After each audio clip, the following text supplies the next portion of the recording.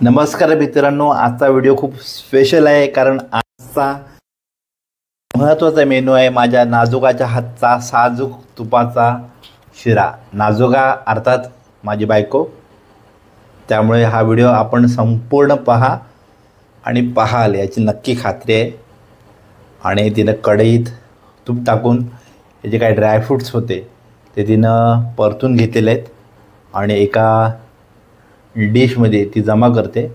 आणि ही रेसिपी मित्रांनो शेवटपर्यंत पहा, अर्थात याचं संपूर्ण जे डिस्क्रिप्शन आहे ते मी खाली लिहून देईनच स्टेप बाय स्टेप। आणि आता त्या तुपामध्ये परत एकदा गेलीत ही केळी।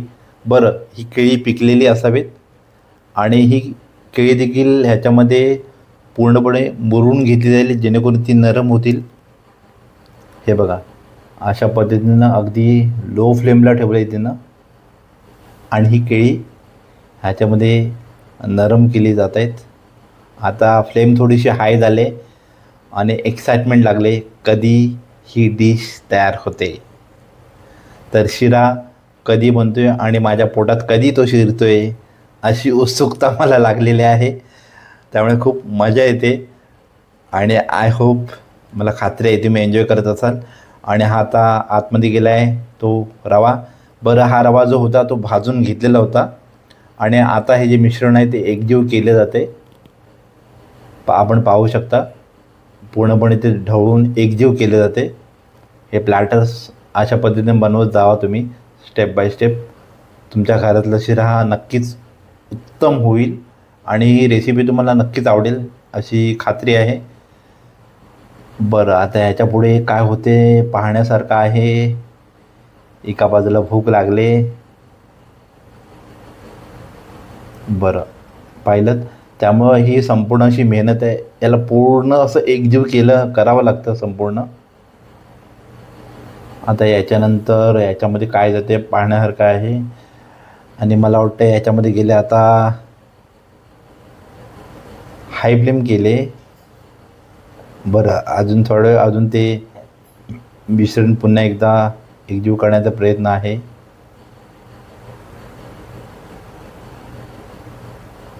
आता याच्यामध्ये जाते दूध। हे बघा, दूध टाकण्यात आलेलं आहे।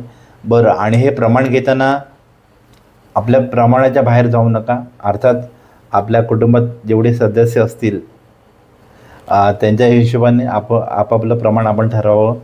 आणि हे दूध टाकून पुन्हा एकदा ते मिश्रण पातळ झाले ते परत एकदा दूध पूर्णपणे याच्यामध्ये मुरेपर्यंत ते एकजीव केलं जाईल।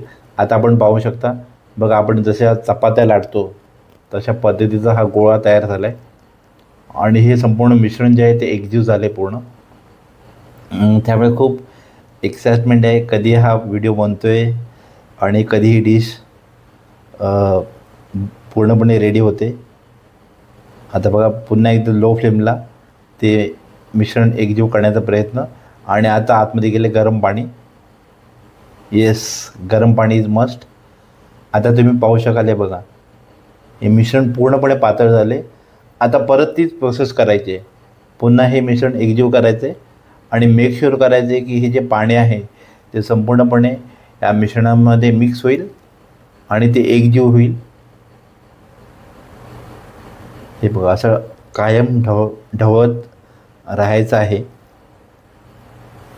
हे बघा, आता काही वेळात हे थोडंसं हाय फ्लेमला ठेवल्यामुळं हे पटकन आता याचं प्लॅटर घट्ट स्वरूपात तयार होईल। याच्यामध्ये आता गेले मगाशी आपण जे ड्रायफ्रूट्स जे तुपामधून आपण परतून घेतले होते ते परत यामध्ये गेलेत या मिश्रणात। आणि याच्यामध्येही गेले वेलची पावडर, ह्याच्यामुळं एक वेगळा सुगंध असेल या शिऱ्याला। याशिवाय मित्रांनो, आपण ॲडिशनली फूड कलर किंवा केशर टाकून तुमचा शिरा जो आहे किंवा ही जी काही रेसिपी आहे हिला आपण उत्तम करू शकता। पुन्हा एकदा हे मिश्रण एकजीव केलं जाते।